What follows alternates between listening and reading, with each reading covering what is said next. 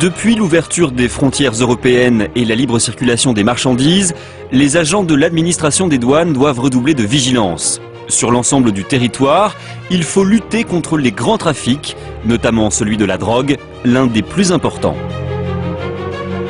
Les douaniers sont aidés dans cette lourde tâche par des auxiliaires canins au dévouement sans faille, mais aussi au flair aiguisé.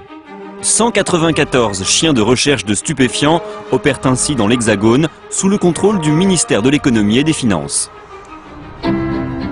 Un point commun pour tous, ils sortent de l'École nationale des brigades des douanes de La Rochelle. Une école qui forme chaque année 25 chiens. Après 10 semaines de formation, principalement consacrée à la recherche de cannabis et de cocaïne, les stagiaires reviennent à l'école 6 mois plus tard, pour 4 semaines plus spécifiquement dédiées aux autres drogues dites dures. C'est à ce stage que nous assistons en exclusivité. Là, on va parler un petit peu camion. Bon, vous savez comme moi que c'est la priorité des priorités actuellement. On vous presse, on vous harcèle. C'est un axe très important, c'est un vecteur de fraude très important aussi. Et camion, ça veut dire quoi? Ça veut dire grosse quantité. Donc, il faut se dire que l'utilisation du chien est peut-être différente. Ça n'a rien à voir avec une voiture. Qu'est-ce qu'on va utiliser? Aujourd'hui, on est en plein dedans. Le vent. Hein. Le vent. Bon, s'il y a une grosse quantité, il faut bien vous dire, et moi j'en suis convaincu, donc j'ai raison, hein, que s'il y a une grosse quantité, il se peut que le chien prenne plus facilement à 50 mètres avec un bon vent, plutôt que de faire le tour de la remorque au niveau du sol. Donc, si un jour on vous appelle en disant on a un camion ciblé, moi je vous incite pour rester vachement naturel, pour bien jouer le jeu et pour ne pas partir avec des a priori, je vous incite à dire aux collègues, bon ok, j'arrive, mais je ne veux pas connaître le camion ciblé. Je balaye à distance, de long en large, et là peut-être j'aurai une indication, l'endroit où le chien va lever le nez et se diriger peut-être vers un camion, donc ça sera peut-être le bon. Eh ben, on va mettre en application. Hein. Là on va les faire travailler sur du crack. Je vais vous montrer. Et en fait, hormis la cocaïne et l'héroïne qui sont des produits anciens, on les fait travailler maintenant sur ce qu'on appelle nous les drogues nouvelles, qui sont l'ecstasy, les amphétamines et le crack. Sont à chaque fois décomprimés. Le crack, ça se présente sous la forme de gros cailloux, mais les amphétamines et l'ecstasy, oui, ce sont principalement des comprimés. Alors, ça part en courant, y a pas de La recherche de ces drogues dures par les chiens des douanes est assez récente. Au tout début, ils n'étaient formés qu'à détecter le cannabis. Il y a 15 ans, on a rajouté au cursus la recherche de cocaïne et d'héroïne, mais ce n'est que depuis 5 ans que la recherche de crack, d'amphétamine et d'ecstasy est au programme. Là, on fait un semi-systématique, on balaye un peu rapidement. Une véritable révolution dans le travail de ces chiens douaniers. Pour donner une petite comparaison, on pourrait imaginer que ces chiens qui étaient des menuisiers, qui avaient appris à travailler le bois, deviendraient des ébénistes. Parce il faut rentrer un petit peu dans la perfection, c'est sûr. Tout simplement parce que le cannabis est une substance naturelle que les chiens ont presque plaisir à retrouver, c'est tout à fait naturel comme l'opium, alors que là on arrive dans des substances chimiques, donc avec des odeurs qui ne sont pas forcément agréables. Donc il y a cette première chose, pour l'image olfactive à enregistrer, à mémoriser, qui est un peu plus compliqué. Et puis ensuite, bien entendu, dans la mesure où ce sont des émanations nettement plus faibles, il faut que le chien s'applique. Donc il y a un investissement du chien, mais surtout un investissement du maître. Et on demande de vraiment effectuer des recherches pratiquement centimètre par centimètre. Et pour le récompenser de sa découverte, le maître offre à son chien ce qu'il cherchait en fait depuis le début, son jouet favori, une petite poupée de chiffon. Bien évidemment, mais il est important de le préciser, les chiens ne touchent jamais à la drogue qu'ils trouvent. Dans l'exercice du camion, bien que la drogue vienne à peine d'y être déposée, les effluves sont suffisantes pour que le chien puisse travailler dans de bonnes conditions. Truffe au vent, il n'hésite pas une seconde. Il est parti sur l'odeur, la distance, là c'est beau. D'ici il prend. Allez, tu les as, tu vois, je suis bon, oui, c'est bien, vous allez harmoniser Bon, intéressant, tu as vu? À partir du moment où il arrive à l'angle de la cabine, c'est phénoménal. On voit l'attitude du chien qui change, c'est fantastique. Hein, ah, c'est merveilleux. Le poulet, le cou s'allonge, le chien remonte. On le voit, il remonte au vent. Là, on peut pas se tromper. Superbe. Hein. Quand on vit son métier avec passion, quand on aime les chiens, eh ben, vous voyez, on jubile. Quand on voit des phases comme celle-ci, là, on est obligé de croire aux chiens, on est époustouflé, on l'a vu progresser. On est content du résultat. En fin de formation, on se dit, ben, vous voyez, toute drogue, même à 10 mètres, il nous capte une drogue, une odeur relativement faible. Et puis il est là, il se trompe pas. C'est beau. Hein. Le flair du chien, inégalable, je pense.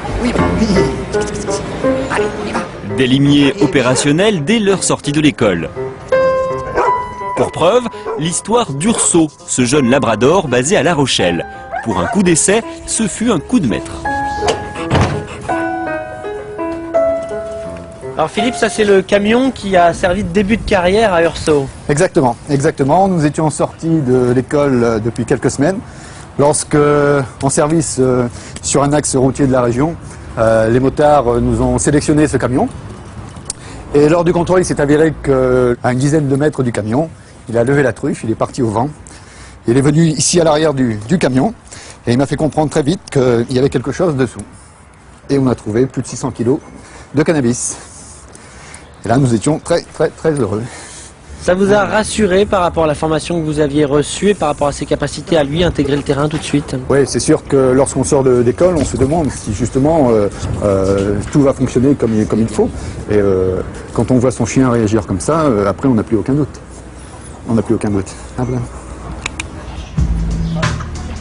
Les stagiaires vont à présent travailler sur ce que les douaniers appellent une visite domiciliaire. Il s'agit en fait d'une fouille au domicile d'une personne. Un appartement a été fidèlement reconstitué dans un hangar de l'école. Philippe, leur formateur, cache 2 de ces nouvelles drogues mémorisées par le chien, 100 grammes d'héroïne et quelques centaines de cachets d'ecstasy, l'un des produits les plus difficiles à détecter. Alors là, on rentre dans un domaine d'un produit qui est quasiment inodorant pour nous, quoi. Et là, ouais, là, on commence vraiment à rentrer dans un produit, on va dire haut de gamme en termes d'odeur, difficile à détecter. C'est là où il a l'atout supplémentaire que nous n'avons pas, hein, c'est certain. Ouais. Mais bon, là, on arrive après dans des produits qui sont tellement travaillés, très peu odorants, qu'on peut être mis en échec, ouais, c'est clair. Donc c'est un produit qu'on travaille énormément à l'école. Tous les stagiaires passent alors un à un dans l'appartement témoin. Le début de la fouille s'effectue en libre, le chien travaille de manière totalement autonome. Dans un deuxième temps, il va devoir suivre précisément les indications de son maître.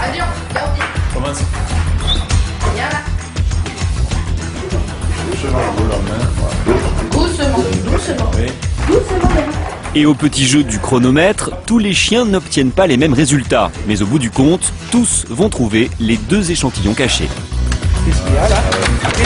Qu'est-ce qu'il y a là? Oui! Qu'est-ce qu'il y a? Tiens la télé. Ah, c'est bien.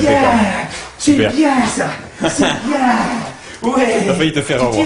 C'est bien. Ouais. S'il a été amené plus près par le maître, bah, il va l'attraper tout de suite. Il y en a qui ont peut-être le nez un peu plus fin que d'autres. Hein, c'est la nature qui l'a voulu comme ça.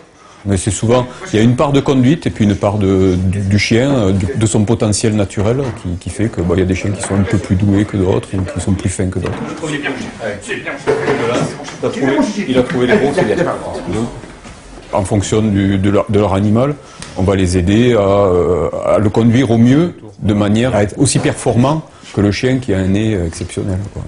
Ce qui fait qu'à l'arrivée, tout le monde est à égalité, on va dire. Qu'est-ce qu'il y a là-dedans là? Qu'est-ce que c'est là? Qu'est-ce que c'est? Tu grattes là? Gratte le petit, allez tu grattes! Tu grattes là, tu grattes là! Je pensais pas que ça serait si facile.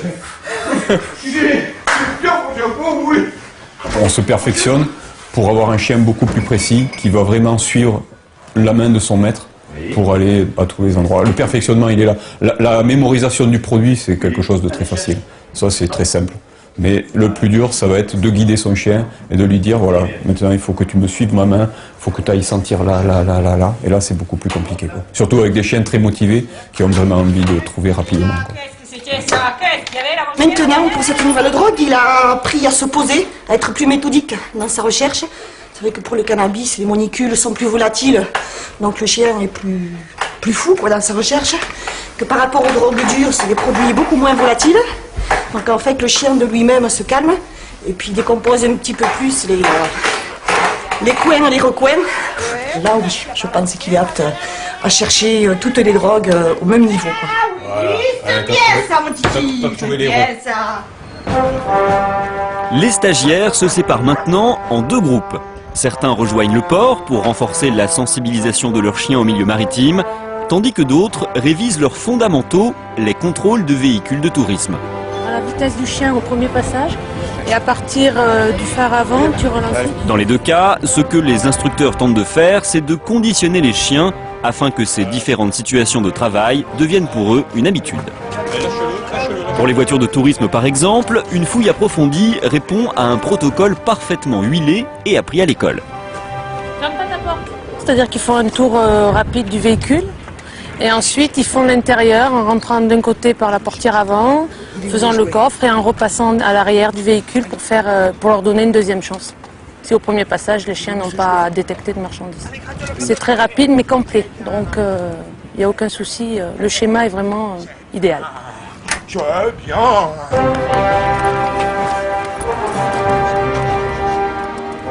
Si les contrôles de voitures restent pour les douaniers des interventions classiques auxquelles les chiens participent quotidiennement, leur engagement en mer sur les vedettes rapides des douanes est beaucoup moins répandu.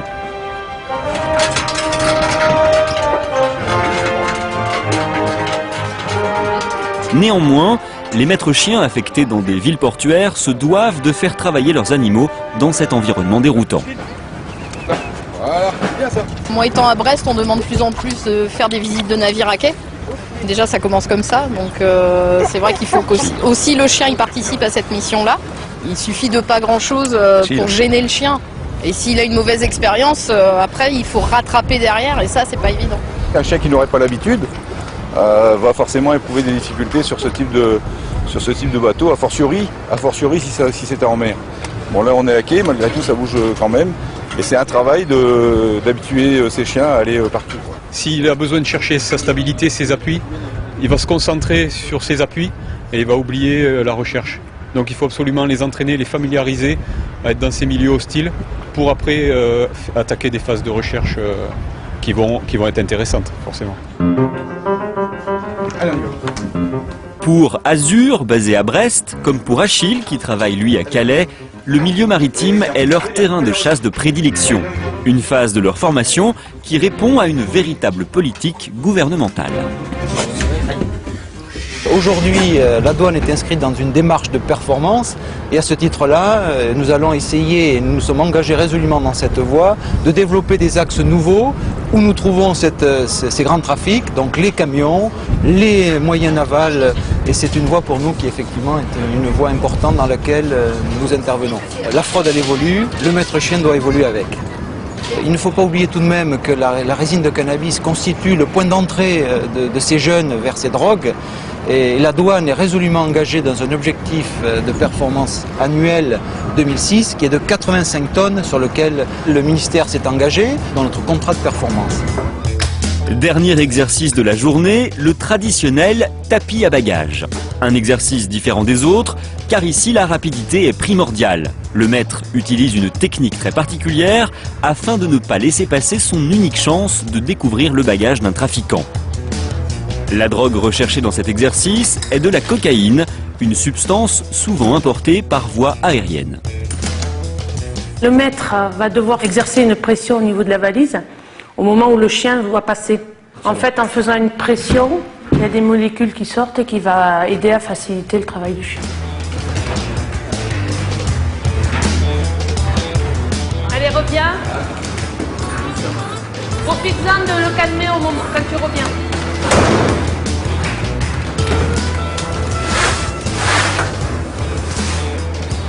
Une fois le chien lancé et la technique bien assimilée, l'instructeur place la valise contenant la cocaïne au milieu des autres.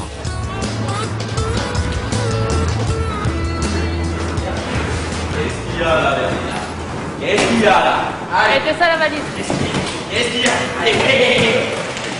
C'est un exercice que je fais tous les jours. J'ai des vols à l'aéroport de Genève. Et donc effectivement, j'ai plusieurs vols qui arrivent par jour. Donc il faut essayer aussi de travailler dans la rumeur, le bruit. Bon. Mais ça se passe très bien puisque Verdi est vraiment sur son travail. Il est à fond dans ce qu'il fait. Donc c'est quelque chose qui lui plaît, le tapis aussi. Ça montre que le chien, il n'a aucun a priori, aucun problème sur un exercice. Puis c'est vrai que par rapport à d'autres corps, nous, le chien est 24 heures sur 24 avec nous. On nous le donne quand il a 2 mois et demi, 3 mois. Et après, jusqu'à la fin de ses jours, il va rester avec nous. Donc c'est un élément important de notre vie. Et automatiquement, on s'y attache plus, quoi. C'est un membre de la famille, et donc automatiquement, les liens sont très importants, quoi. C'est vrai que c'est très prenant, mais c'est aussi une joie de tous les jours, de tous les instants.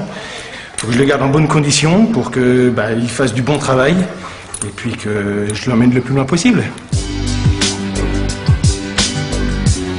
Cette année encore, 25 nouveaux chiens de recherche de stupéfiants sortiront de l'École nationale des brigades des douanes de La Rochelle. Ils viendront ainsi renforcer les rangs de l'administration douanière dans sa lutte contre la drogue.